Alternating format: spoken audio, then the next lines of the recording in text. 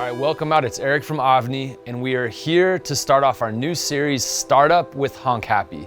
In this series, we're gonna document a company from inception here in this garage until you can actually purchase the product in the marketplace. We're here with the founder, John Wierman, and we're gonna jump into his story. So this is prototype probably number 50 some odd.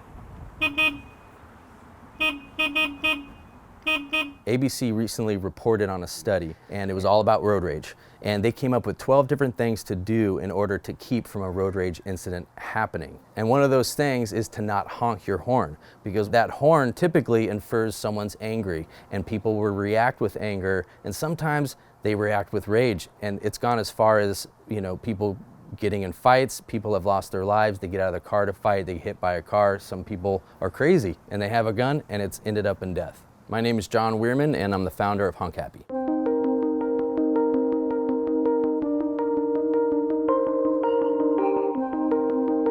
So a few years back, me and some buddies were skating down a hill. It was late at night and a white delivery van was coming up behind us, but we didn't see it coming. And he came up behind us and he gave this quick little honk. He had this perfect honk down. It was quick little blip. We noticed he was there. We moved to the side. He went by. We knew he wasn't pissed off. We said, "What's up?" He said, "What's up?" And it was all good. And I realized after that, though, if he would have laid on his horn or even just honked like we normally all honk, our reaction would have been completely different. This whole idea stuck in my head all these years. The way we communicate when we're not in our cars, like at a grocery store, if you're walking down an aisle with your cart and someone's in your way, are you gonna yell at them and say, "Hey, get out of the way"? Or are you gonna say, "Excuse me"? And that's always stuck with me. Like, how come as soon as we get in our cars, these horns infer this rage or this anger, when in person, we don't do that? And there is a reason for that horn when there's danger or something going on, but why can't there be something else to say "excuse me" rather than yelling at the person? My background is in music and sound effects for movie trailers. So I've taken that knowledge into creating a horn with a certain frequency, certain tone that's pleasing, that's gonna cut through road noise, but not be obnoxious, and communicate in a nice way to the person in front of you, basically saying "excuse me." So I wired up one of these prototypes in my car here. Eventually, the plan is to have it wireless, so there won't be any wires going through into the car. But this is one of the prototypes here. And this is so I could get some reactions of people. I've actually already used it quite a few times, and it worked really well.